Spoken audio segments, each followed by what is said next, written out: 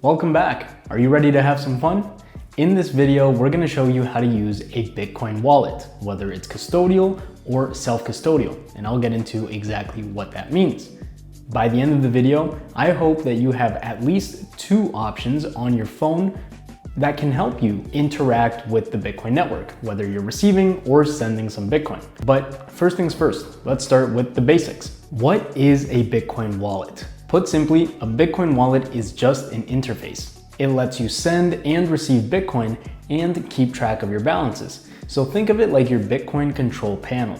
I'm not going to dive too deep into how it works under the hood, but I will walk you through the most important things you need to know when using a Bitcoin wallet. In this series, I'll show you two main types of Bitcoin wallets, specifically when we're talking about mobile applications, which is what we'll explore today.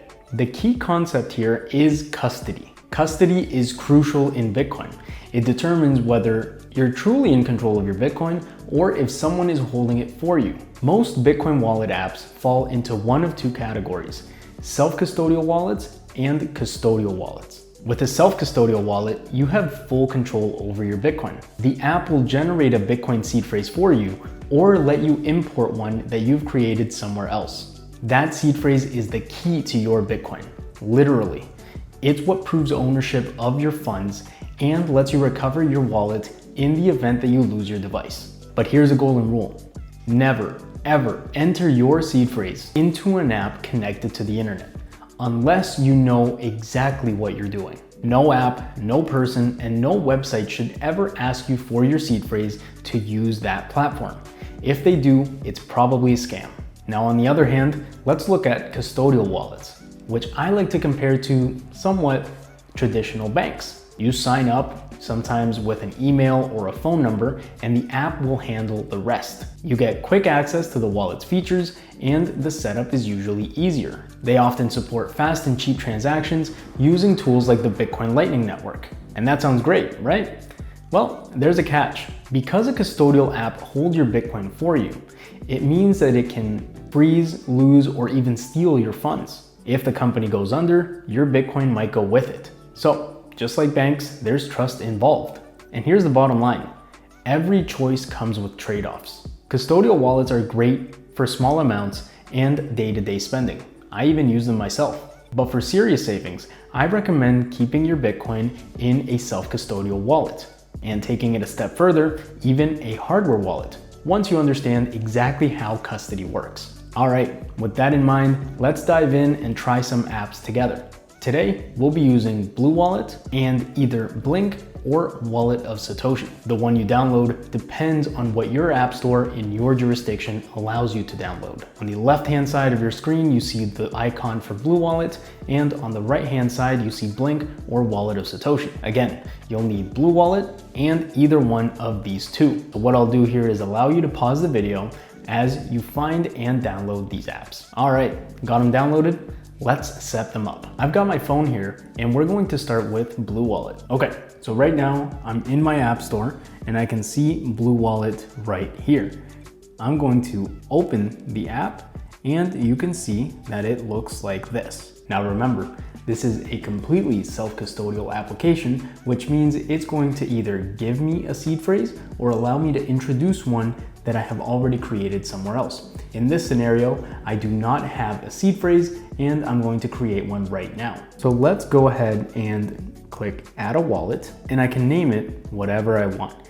In this scenario, I have my first wallet as the name. I will leave it as that. Now I can go ahead and create the wallet and see that it gives me 12 English words. The order in which you write these words down and the spelling of them is extremely important. Also, don't take a screenshot, don't save them online, because again, this is your key to your Bitcoin. This proves ownership of over your funds. So if anybody has access to this series of 12 words, they have access to your Bitcoin. So I'm gonna go ahead and write these 12 words down. Please do the exact same thing and pause the video while you're doing so. Then we'll come back and move forward. Okay, so I've got my 12 words written down and put them off to one side, and I'm never gonna bring them back online unless I have to do a recovery procedure. But for now, we'll keep them completely secure and away from any devices that are connected to the internet. So let's move forward. I'm going to click OK, I wrote it down, and click into the wallet now. Once you have your wallet, you should see two options, receive and send. If you click receive, and then if you have written down your seed phrase, you can just click yes, I have written down my seed phrase, but just clicking receive gives you this QR code, and you'll also notice that there's a long string of letters and numbers underneath. In order to receive Bitcoin, you can use this QR to allow someone to scan and send you Bitcoin, or you can copy this text and send it to someone via text message, email, or any other method of communication. Bitcoin is a global network without borders, so anybody can send you Bitcoin no matter where they are. Okay, let's go back and click the Send tab. If you are not the recipient, but rather the sender of some Bitcoin, this is where you'll introduce the amount that you're sending, denominated in either Bitcoin or fiat, and where you're going to paste or scan the address that you're sending to. And that's pretty much it. That's how you send Bitcoin on the base layer or on chain. But what happens if you accidentally delete the app or if you lose your phone? Well, this is where the words come in. Remember how I said that your words will prove ownership of your funds? In reality, those words prove ownership of Bitcoin held in a list of Bitcoin addresses. So follow along with me here and we'll test how we can recover our wallet when it's necessary. First, let's move into the settings of your wallet. What we're looking for here is our identifier. So I'm going to scroll down on my settings page until I arrive at the master fingerprint. What I can do here is click view to see the master fingerprint of this wallet or of this seed phrase. This is the identifier, and it's how we'll know that the wallet we've recovered is the right one. So write this down as well. Feel free to pause the video to write this down. All right, so I've got my seed phrase and my master fingerprint written down. Now I can go ahead and delete my wallet without any worry because I have the things that I need in order to recover it. Now I'm going to head to the top three dots of this page and just click delete. It's gonna ask me if I'm sure, and I'm going to say yes. Now you come back to the main screen like this, and you'll notice you have nothing. Again, we're simulating one of the following events that can take place: a change of device, a lost device, or accidentally deleting the application. So what do we do here?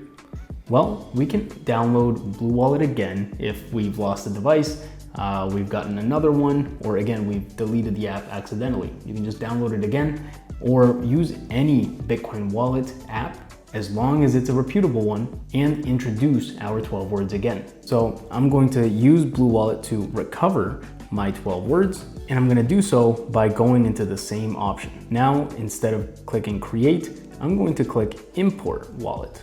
And here is where the application is gonna ask us to introduce our 12 words. Remember, I told you to never ever do this. So be sure you know exactly what you're doing and that you're using a reputable application. This is only for demonstration purposes. Please do your own research before depositing any funds into any applications. In the future, I hope you continue learning so that you can see what the most secure way of using Bitcoin is. This is not the most secure way of generating, storing, or recovering a seed phrase, but it does help us understand what self-custody is and how it works. All right, with that out of the way, let's move forward. What I'm gonna do here is I'm going to introduce my 12 words with spaces and without any numbers. Feel free to pause the video and come back once you're done. Okay, so I have my 12 words introduced here on my screen. So I can just hide my keyboard and click import.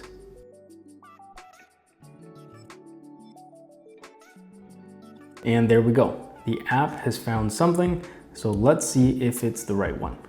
I can click into the wallet, go to the settings page, and look for my master fingerprint again.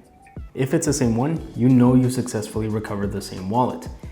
If it does not match or your app does not find any wallets, it means you've written down some word wrong or in the incorrect order. So feel free to try it again and ensure that you understand the creation of a seed phrase and the recovery of that seed phrase using a Bitcoin wallet. Okay, with that out of the way, now it's time to move to the next segment. Select the video that corresponds with the application you've got on your phone. If you've got both of them downloaded and want to see how they work, feel free to watch both videos.